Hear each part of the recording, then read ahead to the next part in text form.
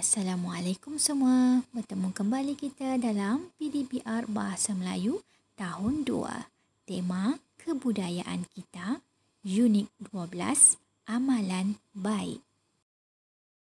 Tajuk kita pada hari ini, asal usul nama Baling Kedah. Sekarang kita lihat apakah objektif yang perlu kita capai. Di akhir pengajaran dan pembelajaran, murid akan dapat menyatakan 3 nilai murni berdasarkan penyataan dengan betul. Baiklah, sekarang murid-murid buka buku teks halaman 76. Hari ini kita akan menyatakan nilai. Sekarang kita akan baca dulu teks asal usul nama Baling Kedah. Menurut cerita orang-orang tua, pada zaman dahulu, sekumpulan petani dari Siam telah membina rumah di sebuah kaki gunung di negeri Kedah. Tanah di kawasan tersebut sangat subur. Mereka bantu-membantu dengan mengusahakan ladang tanaman di situ. Mereka bekerja siang dan malam. Pelbagai pokok buah ditanam. Selepas beberapa tahun, pokok manggis, langsat dan cempedak berbuah dengan lebatnya.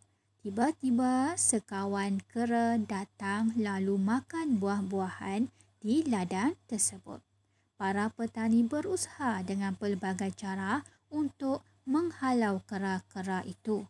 Namun, kera-kera itu tidak lari ke hutan yang berdekatan. Petani-petani itu telah bermesyuarat untuk menamai tempat itu Bangli, yang bererti kampung kera dalam bahasa Siam. Lama-kelamaan perkataan Bangli menjadi Baling. Baiklah, mari kita lihat penyataan yang berwarna. Yang pertama, mereka bantu-membantu dengan mengusahakan ladang tanaman di situ. Yang kedua, mereka bekerja siang dan malam. Dan yang ketiga, para petani berusaha dengan pelbagai cara untuk menghalau kera-kera itu. Baiklah, sekarang lihat penyataan yang pertama.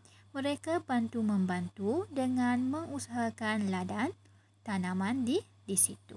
Nilai apa yang sesuai berdasarkan penyataan tersebut ialah nilai bekerja sama. Baiklah, sekarang kita lihat penyataan yang kedua. Mereka bekerja siang dan malam. Apakah nilai yang sesuai untuk bekerja siang dan malam? Nilai yang sesuai untuk penyataan yang kedua adalah rajin.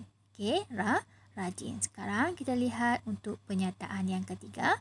Para petani berusaha dengan pelbagai cara untuk menghalau kera-kera itu.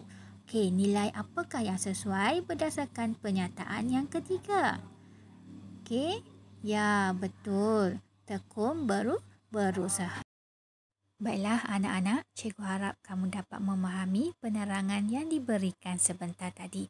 Sekarang sudah bersedia untuk tugasan yang pertama. Buka buku aktiviti halaman 87. Sebelum tu jangan lupa tulis hari dan tarikh. Hari ini kita akan baca cerita, kemudian nyatakan nilai yang diperoleh berdasarkan frasa yang berhuruf tebal. Sudah bersedia anak-anak? Sebelum tu kita akan baca dulu cerita Sang Lebah dan Sang Kelulut. Sudah bersedia? Pada suatu hari, Sang Lebah ke rumah Sang Kelulut. Dia melihat Sang Kelulut sedang bekerja dengan tekunnya.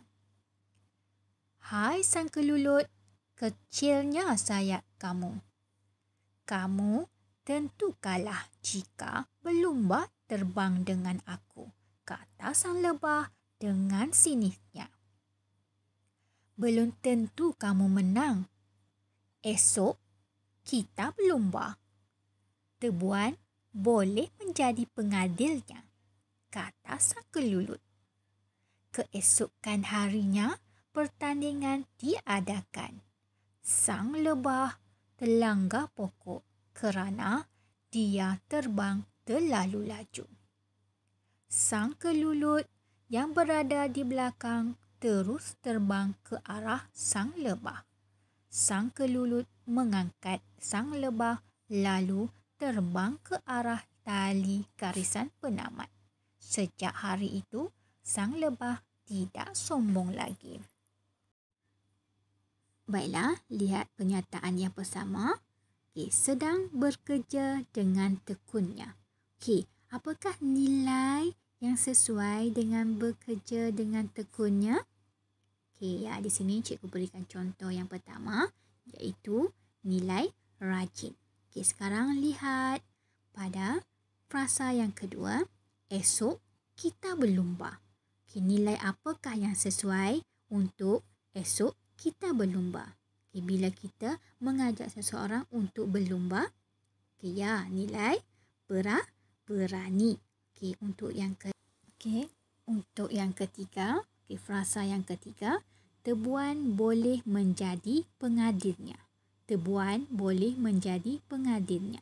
Nilai apakah yang sesuai apabila kita meminta pertolongan ataupun meminta kawan kita untuk menjadi pengadil? Nilai apa yang sesuai berdasarkan frasa tersebut? Baiklah. Yang keempat, mengangkat sang lebah. Mengangkat sang lebah. Nilai apa yang sesuai? Yang kelima, tidak sombong lagi. Tidak sombong lagi. Nilai apa yang sesuai untuk frasa yang kelima?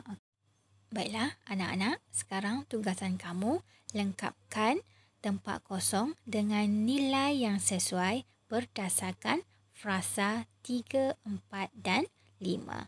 Semoga berjaya. Cikgu harap kamu dapat lengkapkan dengan baik. Jika ada sebarang masalah, boleh berhubung dengan cikgu secara peribadi. Terima kasih. Assalamualaikum.